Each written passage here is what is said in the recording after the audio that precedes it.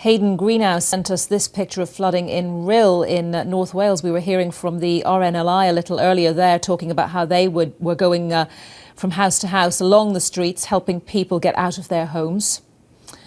Scotland, of course, has experienced a lot of the bad weather. This photo was sent to us by Anne Henderson off Cullen Sea Town. You can really see the force there off the sea.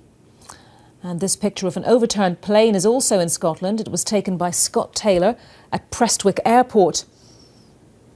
Aberystwyth hasn't escaped the storm either. Waves crashing onto the seafront, and a nearby road is seen in this photo by Iestyn Hughes.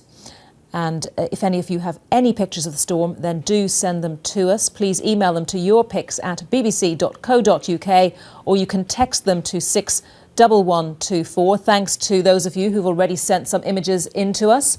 And to keep up to date with the latest in your area,